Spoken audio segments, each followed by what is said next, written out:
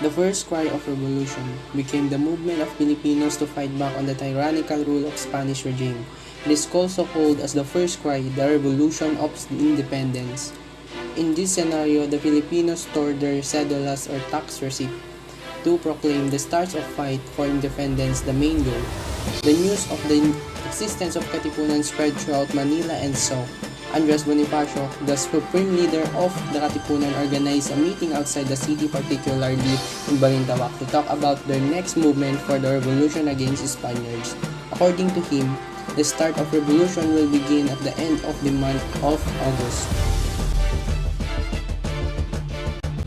The first cry of revolution remains unsolved due to the different dates and places were mentioned by different eyewitnesses of the event. These include Pio Valenzuela's cry of Pugad Lawin, Santiago Alvarez, the cry of Bahay Toro, Georgia de Jesus first cry, Guillermo Masangkay, the first cry of Balintawak. The cry of Pugad Lawin. Bonifacio wanted the wealthy Filipinos to help finance the Katipunan in its struggle to free the country from Spain. He ordered some of his trusted men to approach rich Filipinos like Francisco Rojas. Some refused to help the Katipunan, with the few exceptions like physicians Dr. Pio Valenzuela. Bonifacio decided to move to Balintawak. He ordered his runners to inform all Katipuneros that there would be a meeting in Balintawak with about 500 Katipuneros. These events, which happened on August 23 known as the Cry of Pugad Lawin, it symbolized the determination of the Filipinos to fight for independence even unto death.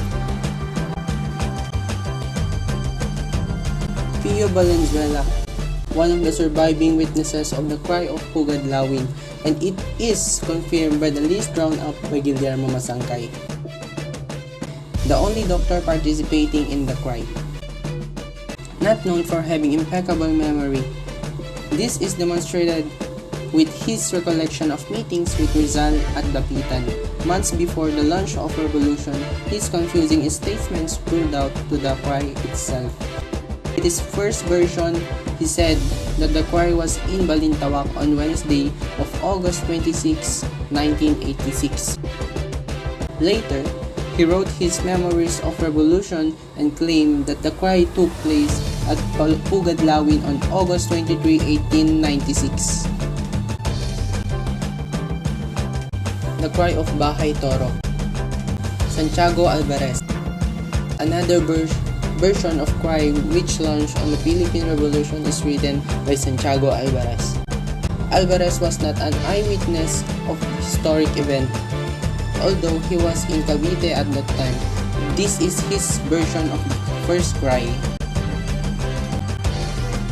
Sunday, August 23, 1896, as early as 10 o'clock in the morning at the barn of Cabezang Melchora, at the place called Sampalucan Barrio of Bahay Toro, Katipuneros met together. About 500 of these arrived. Monday, August 24, 1896, there were about 1,000 Katipuneros. The Supremo decided to hold a meeting inside the big barn under his leadership. The meeting began at 10 o'clock in the morning. It was 12 o'clock noon when the meeting adjourned amidst loud cry of "Long live the son of the country" or "Mabuhay ang mga anak ng bayan." First cry. Gregoria de Jesus. One of the participants in the drama of Philippine Revolution of 1896 was Gregoria de Jesus, custodian of secret documents, seal and weapons. Bonifacio and his men gathered in the hills of Balintawak for the War of Liberation. According to her version of the first cry, it occurred near Caloocan on August 25, 1896. Cry of Balintawak. Guillermo Masangkay. The first cry of revolution happened in Balintawak at the house of Apolonio Samson on August 26, 1896. 9 o'clock in the morning, the board of directors held a meeting for all the final date of uprising. Bonifacio went outside the hall and talked to the people waiting outside. 5 o'clock in the afternoon, the Spaniards were coming to them as their organizations was discovered and they are all marked men. Claimed cedulas were torn more than once. The Cry of Balintawak, a contrived controversy. Soledad Borromeo Bueller, descendant of Guillermo Masangkay, supporter of notion of two cries. What supports this claim is supposed meeting that took place before the cry, and the cry supposed battle that took place after the cry. She concludes that the cry of Pugad Lawin as we know today is a hoax.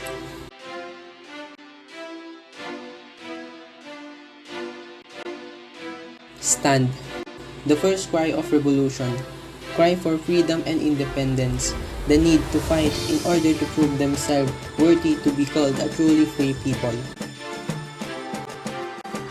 Relationship. Dates, place, and stands. Different versions. Cry of Pugad Lawin, Cry of Bahay Toro, Cry of Balintawak, and the first cry. Different versions.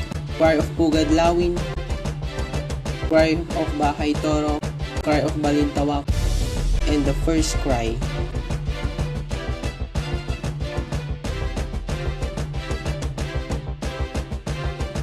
Thank you for listening, guys.